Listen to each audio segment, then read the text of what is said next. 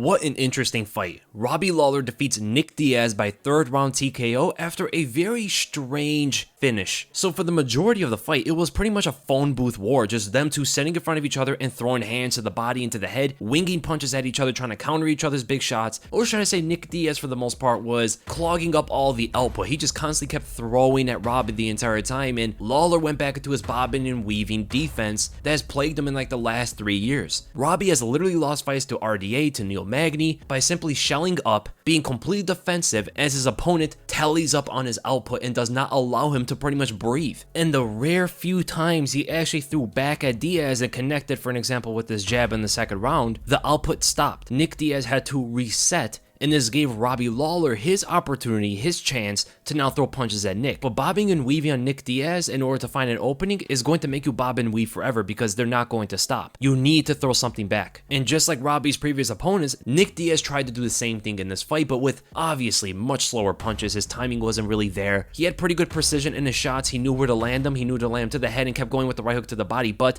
he never really attacked the liver at all, whereas Robbie was bombing Nick Diaz's liver with that left uppercut and that one left body kick that seemed to have hurt Nick. And that was the key to Robbie Lawler's success. Constantly go to the body. Do not headhunt a Diaz brother because it doesn't normally go well for their opponent. When Lawler was attacking the legs and attacking the body, he had much more success of even landing up top, as the body shots are going to cause Diaz to be a lot more uncomfortable of sitting on the cage, not putting any pressure on Robbie Lawler. For him to get away from the kind of damage, away from the liver shots, he attempted to press forward a bit to close in distance and neutralize the action. But for the majority of Robbie's pressure, Nick was trying to find a way out of there. He was trying to find a way to exit specifically off the left side, which is away from Robbie's left hand. This ultimately got him caught in the finishing sequence. And what you have to know is there's a similar exchange where Nick Diaz tried to hop on the outside foot, get his lead foot on the outside of Robbie Lawler's, but in this one he looked to clinch up also with Lawler, turn him away and exit that direction. That's the reason why he wants to get that outside foot. But Lawler looked to connect on him with a check right hook there as well. So Lawler already knew what Nick was going to do from this situation right here, and it happened with the finishing sequence. When he went forward to get Robbie Lawler off of him, what he tried to do was extend a jab that wasn't really meant to land with any kind of impact,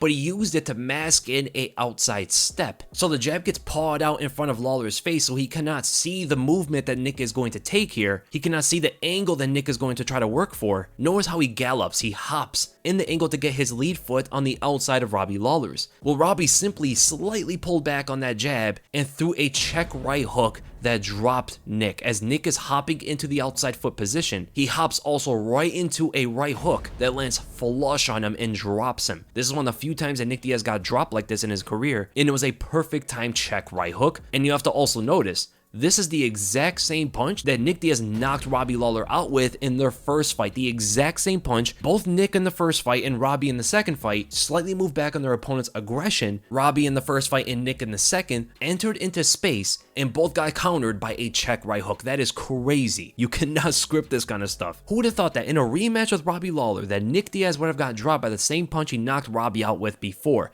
But that shows you the evolution of the game. Robbie just constantly was just trying to get better with techniques. And you saw in the fight, Robbie had a lot more tools in this fight. This is another reason why you want to stay active in the game. And Robbie did not chase Nick to the ground where he has done that in the past. Remember when he knocked out Carlos Condit, he got right on top of him. With Nick Diaz, he dropped him and then stepped away. That is a level of maturity and awareness to not fall into the trap where he probably would have done it years ago. If this fight happened years ago, Robbie Lawler would have chased Nick Diaz to the ground and this fight would have been completely different. Now he's grappling with an extremely dangerous Brazilian Jiu-Jitsu artist. Another benefit of staying active in the octagon and just building on your experience. And Nick starts holding onto his knee very strangely. So it made us think they may have hurt his knee somehow. He touches his nose and then he sat on the ground as Jason Herzog, one of the best refs in the business, told him to stand up or he's going to call the fight. Nick Diaz didn't want to stand up, so the fight was called. But Nick does stand up afterward, and it looks like there's nothing wrong with his knee at all. It doesn't shake on him, he doesn't lose balance, he put pressure on it, he put weight on it, and ultimately what it looked like was, as unfortunate as it is as a Nick Diaz fan, it looked like Nick possibly just quit.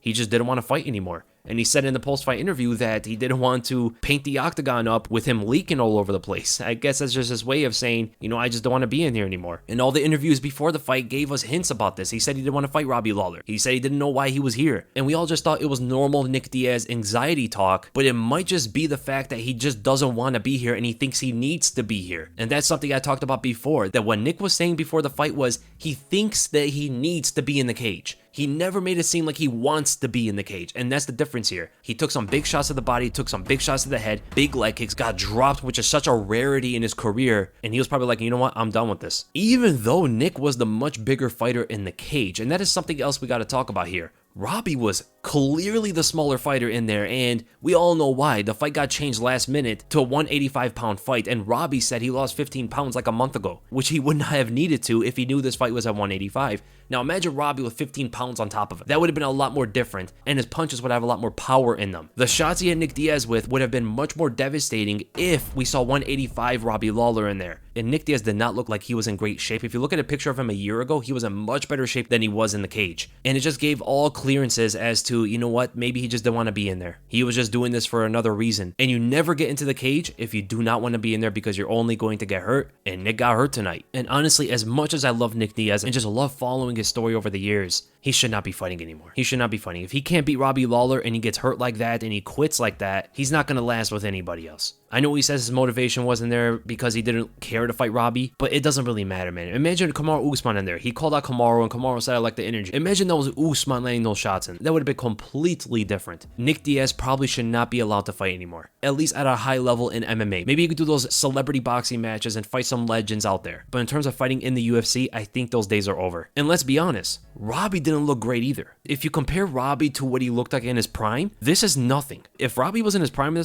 this fight would not have lasted that long. He was bobbing and weaving the whole time yet again, stayed defensive for too long, and he could have landed a lot more shots in there. Outside of like a minute and a half of the first round, he didn't show any kind of footwork. He was just standing in front of Nick getting tagged, and there were even moments where he would walk into shots, like literally walk into punches. The time he actually caught Nick was when he actually moved backwards, when he actually moved his feet or some kind of head movement or trunk movement. When he stood in front of Nick, besides landing some body shots, he was getting hit a lot. And a prime Robbie Lawler would have never just stood in front of his opponent like that. The only reason why I'm pointing that out is I see a lot of people saying that this version of Robbie should have showed up when he fought Colby Covington or stuff. This was kind of the Robbie Lawler that showed up against Colby Covington. It's just that Colby is that good. Colby made Robbie look like he didn't belong in there at all with him. That's the difference here. Nick is just not on that same level to give that sort of adversity to Robbie Lawler. And that's how you know what level this fight was at. This was not a Colby Covington level fight. It was not a Kamaru Usman level fight. I know that's what Nick Diaz wanted as well. These two guys, Robbie and Nick, are not on that level at all, and I do see some people trying to put them on that level, especially with Lawler's performance. But the fight was pretty fun early on. Nick was forced to bring it as Robbie put on the pressure, and Robbie looked to take Nick out right away in the fight. He did not waste any time. So the action was pretty fun, but for the majority of it, it was a very weird fight to watch.